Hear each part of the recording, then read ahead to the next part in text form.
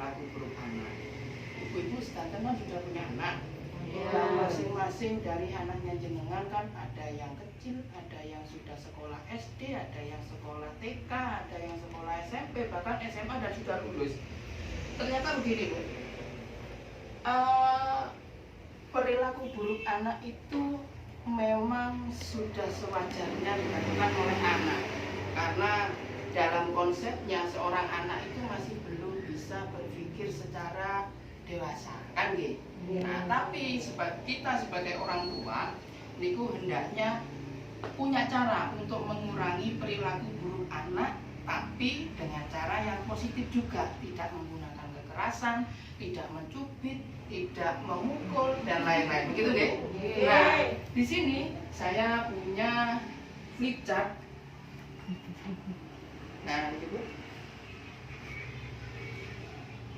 Di flip chart yang pertama, niki ada cara mengurangi perilaku buruk anak usia di bawah 2 tahun. Ternyata kita itu sebetulnya dibantu dengan mengurangi perilaku anak disesuaikan dengan usia, Bu. Kalau semua anak dilakukan dengan cara mengurangi perilakunya dengan cara yang sama, maka nanti tidak akan ketemu solusinya.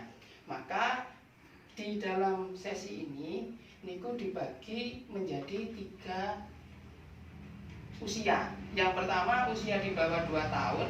Caranya yang pertama yaitu membuat lingkungan aman bagi anak. Seperti yang jenengan ketahui, anak-anak di usia 2 tahun ke bawah niku pasti masih pinter-pinternya, kalau kita ngarani kan pinter-pinternya belara Bu nggih. Rasa pengen tahunya niku lebih besar daripada orang dewasa, karena lihat warna merah apa itu dipegang, kadang langsung dimakan, kadang langsung dibuang, kan begitu. Nah, apabila kita sebagai orang tua tidak membuat lingkungan aman bagi anak, yang terjadi nanti yang rugi anaknya, yang rugi juga jenengan. Loh, kok bisa? Bisa saja, Bu, karena contoh saja yang biasanya sebelum jenengan punya anak mau minum taruh meja di atas meja, setelah makan malas ngorai taruh di atas meja, tidak masalah karena tidak ada anak kecil di rumah. Tapi kalau misalkan sudah punya anak kecil di rumah, yang seperti itu akan membahayakan anak dan jenengan, kan gitu, Bu?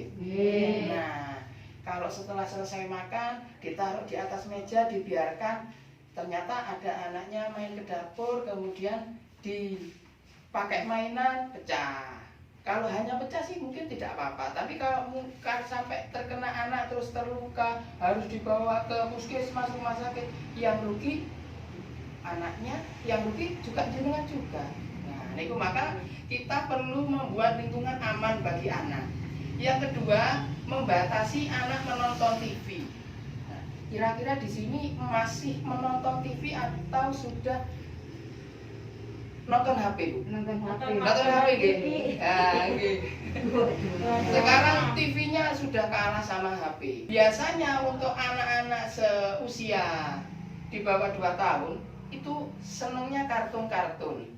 Dan apabila kita sebagai orang tua memberikan kebebasan kepada anak untuk sakarepe sampai anak sing penting menang misalkan, itu merupakan sesuatu yang kurang benar juga. Kenapa? Karena apabila anak melihat menonton HP atau menonton TV tidak disertai dengan batasan, maka yang terjadi nanti kerugiannya di jenengan, paketannya habis. Misalkan kalau nonton TV, listriknya bayar tambah banyak bulanannya.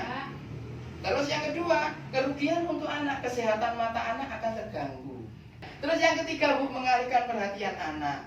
Yang terakhir, untuk anak usia di bawah 2 tahun, cara mengurangi perilaku buruk anak yang paling penting, paling mendasar, yaitu menjelaskan akibat dari perilaku buruk anak. Bisa Bu? Nah, jadi semua itu bisa dikurangi perilaku buruk anaknya dengan tidak menggunakan kekerasan, melainkan dengan cara-cara yang seperti ini, Bu. Jadi kita sebagai orang tua diminta untuk lebih mengerti, memahami anak. Jangan anak yang memahami kita, tapi kita yang memahami anak. Nah, ini ada yang flip chart yang kedua.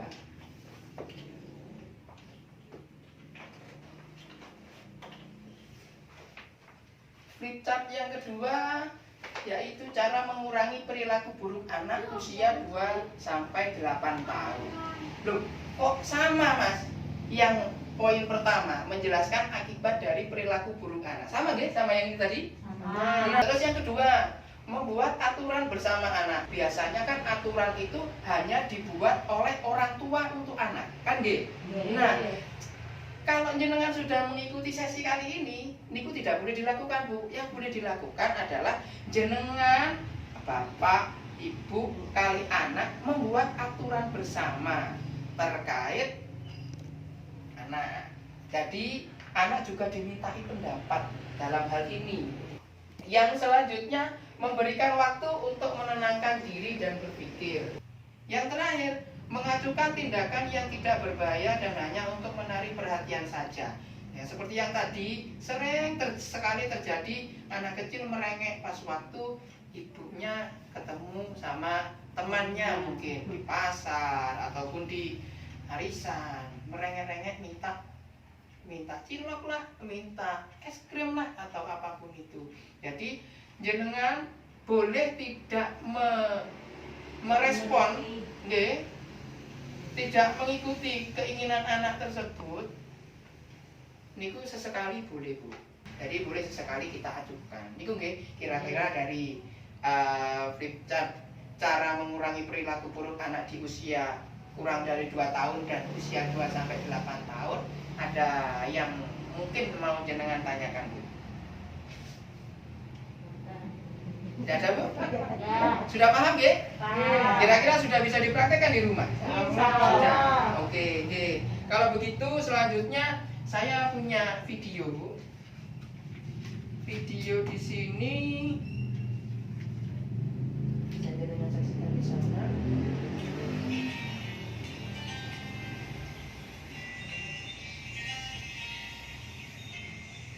Ibu tahu kamu merasa menyesal karena sudah berkelahi. Kamu tahu kan, kamu tidak boleh berkelahi, itu tidak baik. Itu artinya kamu sudah melanggar peraturan, Agus. Kamu tahu ada sanksi kalau melanggar peraturan. Nah, menurutmu apa sanksinya? Aku tidak akan bermain dengan teman-teman minggu ini. Menurut ibu, tidak bermain dengan teman-teman selama 3 hari cukup adil. Jika kamu bersikap baik selama 3 hari sesudahnya, tidak mulai perkelahian di sekolah ataupun mengganggu adikmu, maka kamu boleh bermain lagi dengan teman-temanmu. Setuju? Sudah selesai, Bu? Itu tadi videonya. Kira-kira dari video yang sudah jenengan saksikan tadi, apa yang bisa jenengan ambil hikmah dari video yang sudah jenengan saksikan? Seperti di flip chart tadi kan, anak berkelahi di sekolah.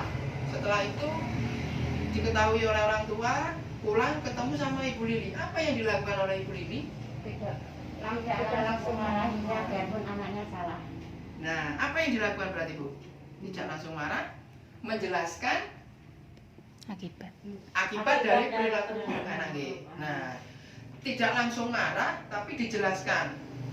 Itu gak baik, Le. Kalau sampean nanti terus-terusan begitu, nanti akan dijauhi oleh teman. Misalkan begitu. Ya sudah, ayo sekarang ke bapak. Nah, terus ketemu bapak. Setelah ketemu bapak, bapaknya marah apa mboten? Mboten nggih. Apa yang dilakukan bapak?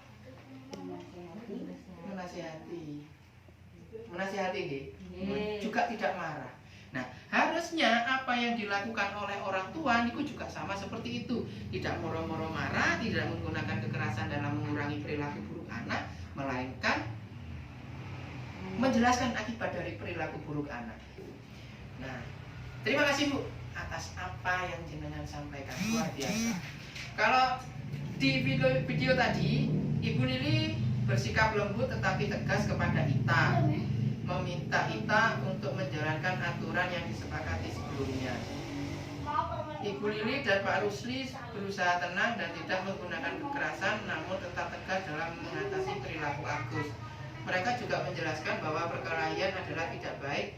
Ibu Lili juga meminta Agus untuk memikirkan sanksi apa yang tepat atas tindakannya. Selanjutnya Bu, kita akan belajar memberikan waktu sejenak kepada anak untuk menenangkan diri dan berpikir akibat dari tindakannya. Ini videonya.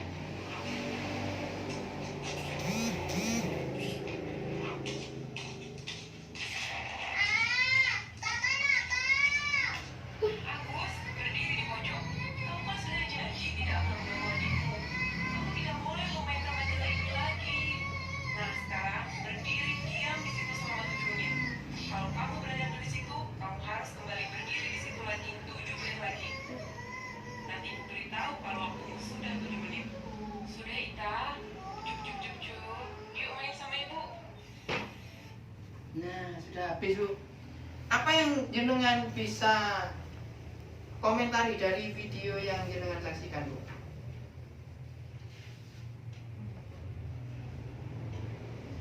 Lagi-lagi Ibu Lili tidak marah kepada anaknya yang berbuat salah. tidak marah kepada anaknya yang berbuat salah, tidak menggunakan kekerasan dalam mengurangi perilaku buruk anak. Tapi apa yang dilakukannya? Memberikan waktu anak untuk menenangkan diri supaya dirinya sendiri dan dirinya anak niku bisa tenang, dirinya bisa menahan emosi, anaknya bisa introspeksi diri selama dia berdiri di pojok. Kan begitu nggih? Nah, niki. Terima kasih Bu. Jadi sangat wajar sebetulnya apabila orang tua merasa kesal dan marah karena merasa kelelahan dalam menghadapi anak. Ketika orang tua tidak mampu mengendalikan sikapnya karena kelelahan, sebaiknya orang tua mengambil waktu untuk menenangkan diri sejenak, baru kemudian memberikan respon terhadap perilaku anak. Agus diminta berdiri di pojok agar Agus dan Ibu Lili bisa menenangkan diri. Ini bukan sebuah hukuman. Nah, ini bukan sebuah hukuman, Bu. Kalau hukuman itu memberatkan anak. Kalau yang seperti itu tadi tidak memberatkan anak, melainkan hanya sekedar memberikan peringatan. Memberikan waktu bagi anak untuk menenangkan diri setelah melakukan perbuatan buruk akan bermanfaat ketika ia merasa sangat marah. Dengan begitu diharapkan anak dapat menenangkan diri dan berpikir akibat dari tindakannya. Namun, metode ini sebaiknya tidak digunakan bagi anak berusia di bawah 2 tahun karena mereka belum terlalu memahami tujuannya. Berikan waktu untuk metode ini sesuai usia anak. Misalkan 4 menit untuk anak usia 4 tahun, 5 menit untuk usia anak 5 tahun, dan seterusnya. Ini hubungi.